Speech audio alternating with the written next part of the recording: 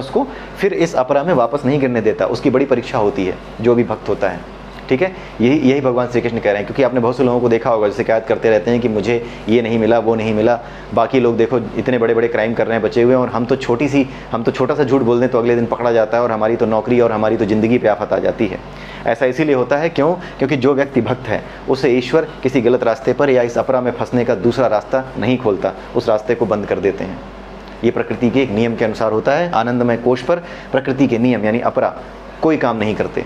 आनंदमय कोश के भीतर परमात्मा का वास है। मतलब आप ये समझ लीजिए, आनंदमय कोश इसी परा का छोटा सा रूप हमारे अंदर होता है, इसी परा का छोटा सा अंश होता है। तो जो कुछ परा के अंदर है उस पर किसी चीज़ का प्रभाव नहीं पड़ता, और ना ईश्वर उस पर किसी चीज़ का प्रभाव पड़ने देते हैं, क्योंकि आप परा में स्थित हो गए हो तो आपको दूसरी तरफ वो नहीं जाने देंगे, वो खींचेंगे, आपकी परीक्षाएं होती रहेंगी, ठीक है। जब भी कोई व्यक्ति भक्ति करता है तो इसका अर्थ होता है कि उसने माया के विरुद्ध एक युद्ध छेड़ दिया है, यही अर्थ होता है उसका। इसी वजह से परेशानियां आती हैं। जो व्यक्ति भक्त होता है उसके जीवन में हजारों परेशानियां, कठिनाइयां आपको देखने को मिलेंगी, लेकिन वो कठिनाइयां और परेशानियां सिर्फ इसलिए हैं क्योंकि आप यहाँ अपरा में फंस गए थे, लेकिन उसमें दोबारा आपको नहीं फंसने देना है। एक बार अगर आप भगवान की शरण में आ गए तो वो दोबारा आपको वहाँ नहीं फंसने देना चाहते, इसलिए वो आपको किसी दूसरी जगह पर जाने से रोक देते हैं, इस अपरा में वापस गिरने से रोकते हैं। इसीलिए जब भी कष्ट आते हैं तो बहुत ज़्यादा कष्ट महसूस होता है, क्योंकि फिर आपको उससे निकलना पड़ता है। आप अपने उसूलों से समझौता नहीं करते, भगवान पे अपनी भक्ति अटूट रखते हो तो कष्ट होता रहता है, लेकिन भगवान पे श्रद्धा आपकी बनी रहती है और भगवान आपको नीचे नहीं गिरने देते, ठीक है। अंत में यही होता है, अंत में आप पता लग जाता है भक्त को कि नहीं, कितनी भी तकलीफ आई, कितना भी कष्ट आया, अंत में सब कुछ सही हो गया और फिर से भगवान में मेरा मन स्थिर हो गया, ठीक है। स्थिर तो हमेशा से रहा, लेकिन मन को स्थिर रखना पड़ता है कि ईश्वर का भजन शांति से कर सकें। अगर जीवन में समस्याएं हैं तो शांति से कैसे भजन कर पाओगे, ठीक है। यही चीज़ है। तो ये बड़ा इंपॉर्टेंट श्लोक है 29वां। अब देखते हैं 30वां श्लोक। 30वें श्लोक में भगवान श्री कृष्ण कहते हैं कि यदि कोई जघन्य से जघन्य कर्म करता है किंतु यदि वह भक्ति में रत रहता है तो उसे साधु मानना चाहिए, क्योंकि वह अपने संकल्प में अडिग रहता है। अब इस श्लोक का बहुत गलत अर्थ कुछ लोग निकालते हैं कि कोई व्यक्ति जघन्य से जघन्य कर्म यानी उल्टे से उल्टा काम करके भी वो भगवान का भक्त हो सकता है। मतलब भगवान ये कहना चाह रहे हैं कि तुम जिंदगी भर पाप करो लेकिन मेरे सामने झुके रहो तो तुम जो है महान बन जाओगे और तुम मेरी कृपा के पात्र होगे। ऐसा कई बार फिल्मों में ही दिखाया जाता है। फिल्मों में तो खैर इसलिए दिखाया जाता है क्योंकि उन्हें समझ नहीं है फिल्म बनाने वालों को। उन्होंने ये दिखाया है कि जितने भी गुंडे बदमाश होते हैं वो सारे भगवान की पूजा कर रहे होते हैं। क्यों? क्योंकि यही चीज़, इस चीज़ को समझाने के लिए दिखाया जाता है कि देखो कितना पाखंड है, तुम्हारा भगवान भी पाखंडी है, ये बताने की कोशिश की जाती है। लेकिन आप इस श्लोक के सही अर्थ को समझ सकते हैं, बिना बताए आप इसके श्लोक के अर्थ को समझ रहे होंगे। यदि कोई जघन्य से जघन्य कर्म करता है किंतु वह भक्ति में रत रहता है, किंतु वह भक्ति में रत रहता है। भक्ति शब्द यहाँ इंपॉर्टेंट है। कोई व्यक्ति भक्त कब हो सकता है? जब उसके मन में कोई वासना ना हो, ना उसको तमोगुण में जी रहा हो, ना वो रजोगुण में जी रहा हो, वो या तो सतोगुण में जी रहा होगा या फिर सतोगुण तमोगुण रजोगुण तीनों गुणों से ऊपर होगा, तभी वो भक्त हो सकता है। अगर आपके मनोमय कोश में कुछ है, कोई भी वासना है, तो आप नीचे नहीं देख पाओगे, ज्ञानमय कोश और आनंदमय कोश तक नहीं पहुंच पाओगे, ठीक है। तो यहाँ पर जो भक्ति में रत रहता है यानी भक्ति में लीन रहता है, वो जघन्य से जघन्य कर्म। ये जघन्य से जघन्य कर्म क्या है? कर्म कोई भी हो आपको स्वभाव के अनुसार करना पड़ता है। मान लीजिए आप किसी जगह पे जा रहे थे, आपको रास्ते में देखा कि कोई व्यक्ति किसी लड़की का बलात्कार कर रहा है, आपने उसको रोकने की कोशिश की, उसने आप पे हमला कर दिया और बाई चांस मारपीट में क्या हुआ, आपने उसकी जान ले ली। या फिर आप किसी ऐसे घर में पैदा हुए हैं जहाँ पर जानवरों को काटना, मारना, जिंदा जानवरों की गर्दन काटना, उनके मांस को बेचना, यानी कुल मिलाकर के कसाई का व्यापार आपके घर में है, तो आपको वो करना पड़ रहा है। क्यों? क्योंकि आपका वो स्वभाव जनित कर्म है, आप उसके लिए दोषी नहीं हो, वो स्वभाव जनित कर्म है। आपने जन्म ही ऐसी जगह लिया है कि अपने स्वभाव से उत्पन्न कर्म को आपको करना पड़ेगा। तो ऐसे कर्मों को जघन्य माना जाता है। किसी की जान ले लेना या किसी की वो कर देना, या फिर मांसाहार करना, या फिर किसी बेकसूर प्राणी को मार देना, इन सभी चीज़ों को जघन्य कर्म में गिना जाता है। लेकिन ये जघन्य कर्म अगर इसलिए किया जा रहा है क्योंकि स्वभाव से हो गया, भाई आप किसी कसाई के घर पैदा हुए थे, आपको कसाई बनना है, ठीक है, ये स्वभाव से हो गया।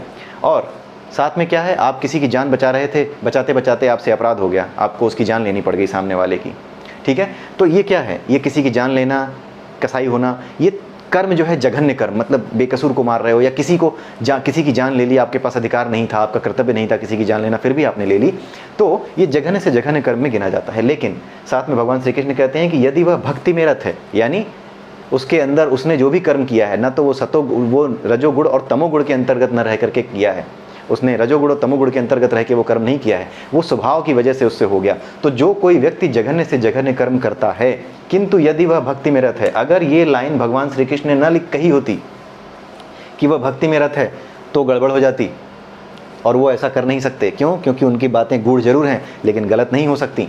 उनकी बातों को समझना मुश्किल जरूर है लेकिन गलत उन्होंने नहीं कहा है कहीं। वो ये कह रहे हैं किंतु यदि वह भक्ति में रत रहता है, यानी वो अपने मन में किसी तरह की वासना की वजह से कोई कर्म नहीं करता।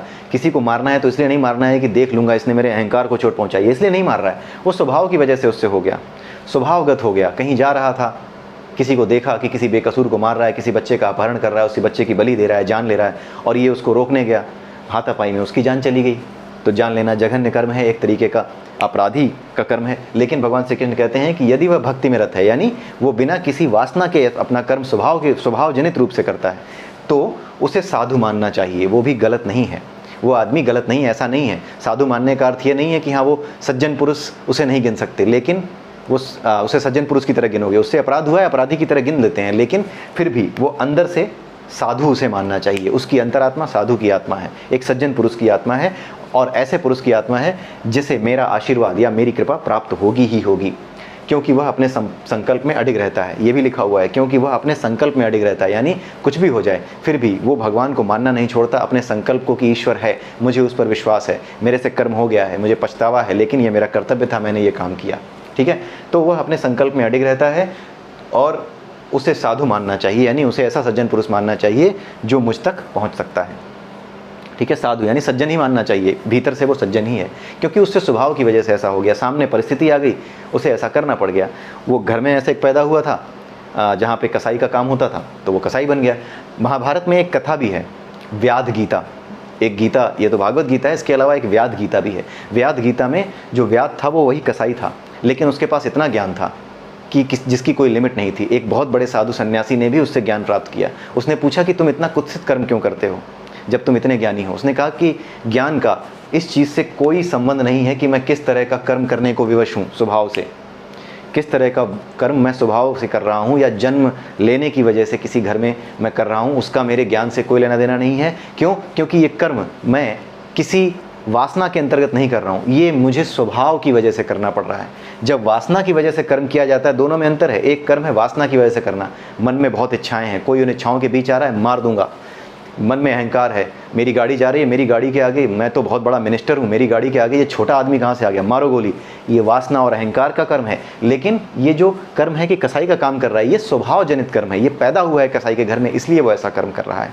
तो व्याध गीता महाभारत में ही है, भीष्म पर्व में। तो भीष्म पर्व में महाभारत में व्याध गीता में यही समझाया है व्याध ने कि मैं अपना कर्म कर रहा हूँ, लेकिन उस कर्म को करने का कारण मेरी वासना नहीं है। वासना से मुक्ति चाहिए। स्वभाव जनित कर्म तो आपको करने पड़ते हैं, लेकिन आपको मुक्ति किससे चाहिए? वासना से चाहिए। आपका कोई भी कर्म वासना के अंतर्गत नहीं होना चाहिए। इसीलिए उस व्यक्ति के पास इतना ज्ञान था। व्याध गीता बड़ा ही इंपॉर्टेंट सेक्शन है, अगर आप चाहें तो अलग से गूगल पे आप पढ़ सकते हैं व्याध गीता के बारे में, उनकी कहानी के बारे में कभी हम डिस्कस कर सकते हैं, कभी मौका मिला तो ये दोनों श्लोक आपने अच्छे तरीके से समझ लिए होंगे, मैं उम्मीद करता हूँ, और आपको ये समझ में आ भी गए होंगे। और इनके सही अर्थ लोगों तक पहुँचाइए, लोगों को बताइए। जब भी वो उल्टी सीधी बातें करें तो उनको रोकिए, उनसे कहिए कि पहले जाकर पढ़ो, पहले जाकर समझो कि किसे क्या कहा जाता है, किस चीज़ का क्या अर्थ है। ठीक है, तो आज के लिए बस इतना ही। अगले वीडियो में फिर मिलेंगे, तब तक के लिए नमस्कार।